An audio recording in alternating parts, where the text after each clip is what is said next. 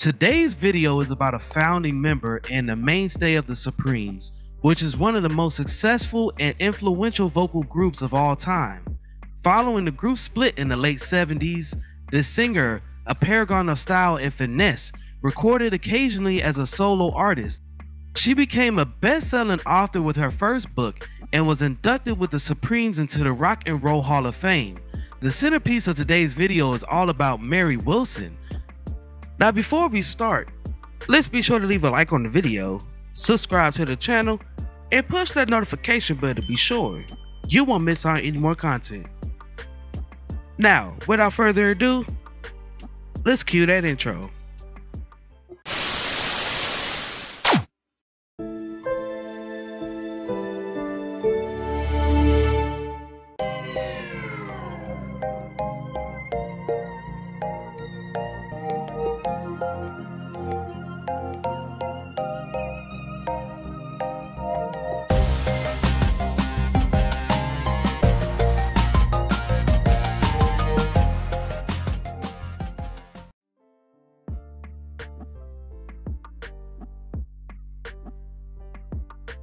Mary Wilson was born March 6, 1944 to Sam, a butcher, and Johnny Mae Wilson in Greenville, Mississippi. She was the eldest of 3 children, including a brother named Roosevelt and a sister named Kathy. The Wilsons moved to Chicago as part of the Great Migration, in which her father joined many African Americans seeking work in the North, but at age 3, Mary Wilson was taken in by her Aunt Ivory IV and Uncle John L. Pippin in Detroit. Her parents eventually separated, and Wilson's mother and siblings later joined them in Detroit, though by then Wilson had come to believe IV was her real mother.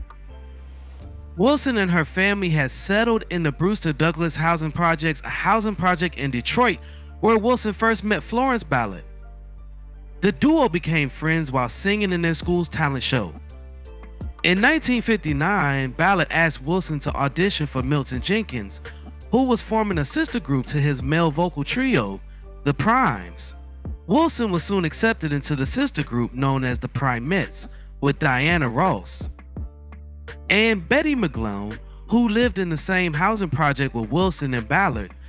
In this period, Wilson also met Aretha, Irma, and Carolyn Franklin, daughters of C.L., the pastor at her local Baptist church.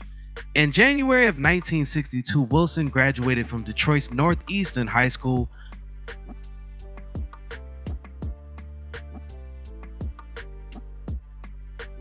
In 1960, the Primettes signed a contract with Lupine Records, issuing 2 singles from which Wilson sang lead vocals on. Pretty Baby.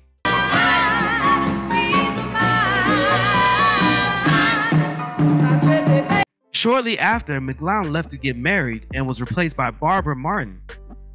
During that year, they kept pursuing a Motown contract and agreed to do anything that was required, including adding hand claps and vocal backgrounds. By the end of the year, Berry Gordy agreed to have the group record songs in the studio. In January 1961, Gordy relented and agreed to sign the girls to his label on the condition they changed their name. Motown lyricist Janie Bradford approached Ballard with a list of names to choose from before Ballard chose Supremes. Eventually, Gordy agreed to sign them under that name on January 15, 1961. The group struggled in their early years in comparison to other Motown acts, garnering the nickname No Hit Supremes as a result. One track, Butter Popcorn, led by Ballard, was a regional hit but still failed to chart.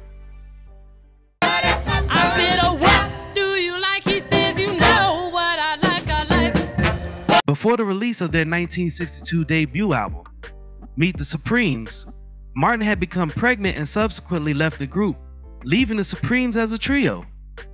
In December 1963, the single, When the Love Light Starts Shining Through His Eyes, peaked at number 23 on the Billboard Hot 100 charts.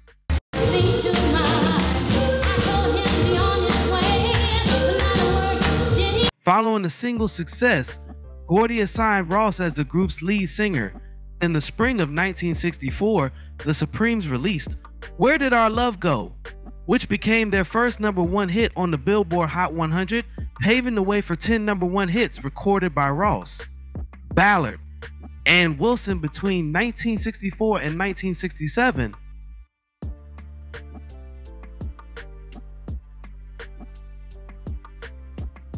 By 1965, the group had become international stars, appearing regularly on television programs such as Hullabaloo, The Hollywood Palace, The Dean Martin Show, and most notably The Ed Sullivan Show, on which they made 17 appearances.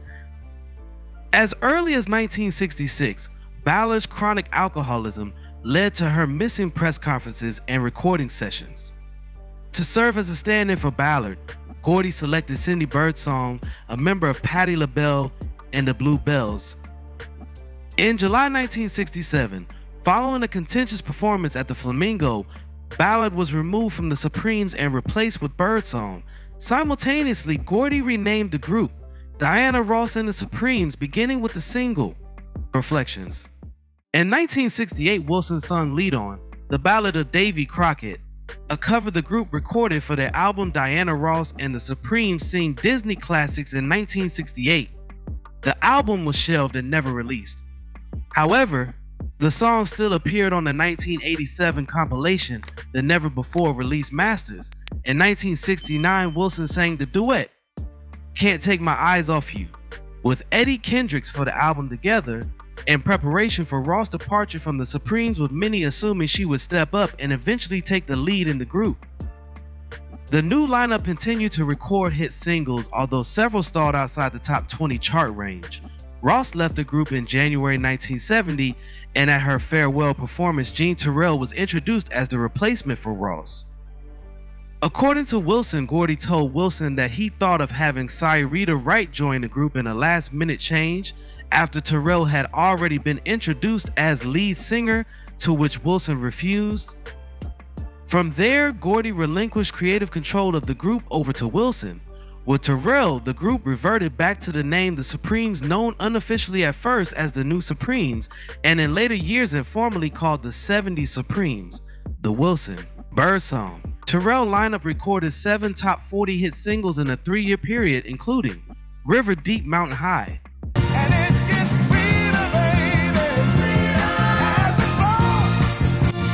Up the Ladder to the Roof,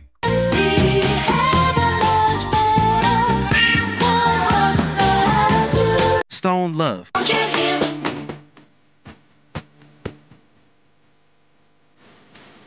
Nathan Jones,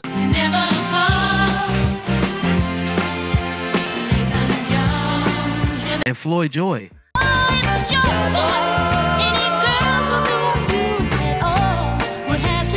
Unlike the latter years with Ross, the single, Automatically Sunshine, succeeded in reaching the top 20 charts.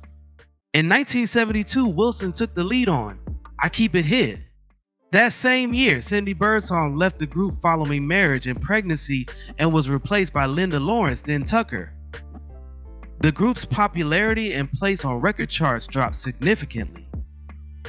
For the first time in a decade, 2 singles in a row failed to break into the top 40, including the Stevie Wonder penned and produced Bad Weather. Think I'm gonna run into bad weather, 'cause I love dancing. Discouraged, Jean Terrell and Linda Lawrence both departed in late 1973. Sherry Payne was recruited from a group called The Glass House, and Cindy Birdsong returned. Beginning with this lineup change, Wilson began doing almost half of the group's lead vocal duties, as she was considered the group's main attraction and reason for continuing. In 1975, Wilson sang lead on the top 10 disco hit, Early Morning Love,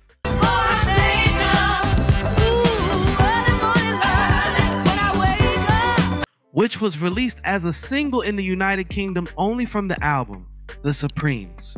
In 1976, the group scored its final top 40 hit single with I'm Gonna Let My Heart Do the Walking. Can't take no more. Your love is unstable, darling. Written and produced by Brian and Eddie Holland and included on the album. High Energy. Birdsong again departed just before the album's release and was replaced by the group's final official member, Cece Green, whose voice was dubbed over 2 songs. High Energy was well received, but the follow-up album, Mary, Sherry, and Sasay, released in 1977, will be their last.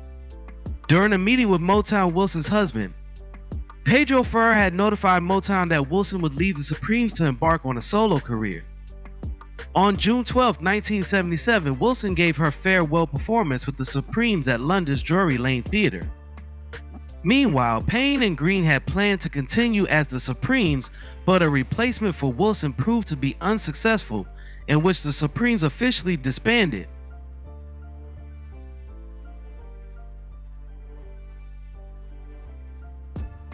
In July 1977, just 1 month following her farewell performance with the Supremes, Wilson began a touring Supremes show with 2 background singers as the Mary Wilson of the Supremes show.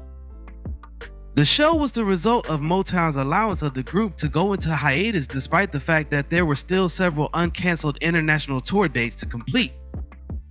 Mary therefore hired former Supremes Cindy Birdsong and Debbie Sharp to complete a summer tour of South America to fulfill contracts so venues would not sue. The 3-week tour began in Caracas, Venezuela, and was composed of mostly small clubs. Despite the company's displeasure and the fact that it owned the distribution rights to the name Supremes, Motown never canceled the tour. Later that year, Wilson hired Karen Jackson and Karen Ragland to tour with as background singers.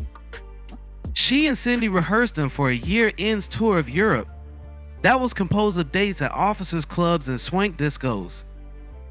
After an out-of-court settlement, Wilson signed with Motown for solo work, releasing a disco-heavy self-titled album in August 1979. A single from the album, Red Hot, peaked at number 90 on the pop charts. The feeling is red hot. This running is red hot. Just Midway through production of a second solo album in 1980, Motown dropped her from their roster. Throughout the mid-1980s, Wilson focused on performances in musical theater productions including Beehive, Dancing in the Streets, and Supreme Soul. In 1983, Wilson appeared on the Motown 25 Yesterday, Today, Forever television special. Early in the program, Wilson made a brief tribute to Florence Ballard and former label mate Paul Williams of The Temptations. Later, she joined Diana Ross and Cindy Birdsong for a highly anticipated Supremes reunion. Wilson found major success once more with her memoir Dream Girl My Life as a Supreme in 1986. The book remained on the national bestseller list for months and established a sales record for the genre. The book focused on the early career of the Supremes and its success during the 1960s. 4 years later, in 1990, Wilson released her second memoir, Supreme Faith Someday We'll Be Together, also a bestseller, which focused on the Supremes in the 1970s. In between this period, Wilson became a frequent guest on several television programs and talk shows and began regularly performing in Las Vegas casinos and resorts. Wilson then recorded a cover version of Ooh Child for the Motor City label in 1990.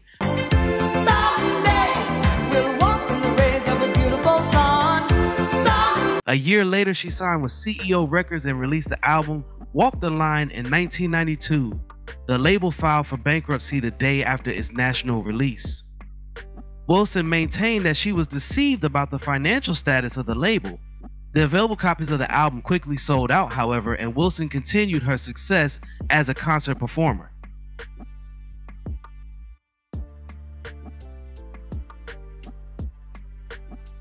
Earlier in 1974, Wilson had her contract with Motown renegotiated to allow her 50% ownership of the name Supremes.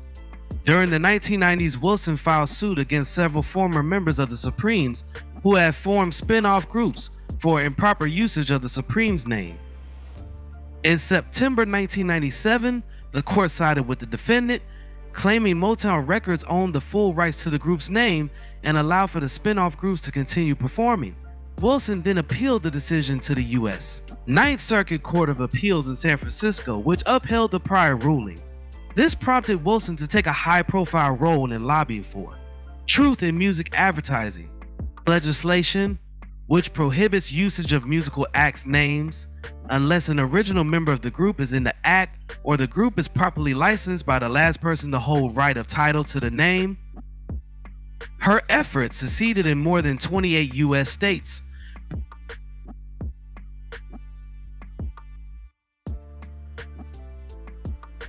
Throughout her career, Wilson was romantically linked to Flip Wilson, Duke Fakir, Steve McQueen, and David Frost, among others. Wilson also had a short affair with Tom Jones. Wilson married Dominican businessman Pedro Ferrer, whom she had chosen as the Supreme's manager in Las Vegas on May 11, 1974. They had 3 children together, Turquesa and sons Pedro Antonio Jr. and Rafael. Wilson and Ferrer divorced in 1981. She was also the adoptive mother of her cousin Willie. In January 1994, Wilson and her 14-year-old son Rafael were involved in an accident on Interstate 15 between Los Angeles and Las Vegas when their Jeep Cherokee veered off the highway and overturned. Wilson sustained moderate injuries, however, Rafael's injuries were fatal. On February 8, 2021, Wilson passed in her sleep from hypertensive atherosclerotic cardiovascular disease at her home in Henderson, Nevada at the age of 76. 2 days before her passing, she had announced on YouTube that she was planning to release new solo material with Universal Music Group and hoped it would come out before March 6th, her 77th birthday. At the time of her passing, Wilson had 10 grandchildren and 1 great-granddaughter.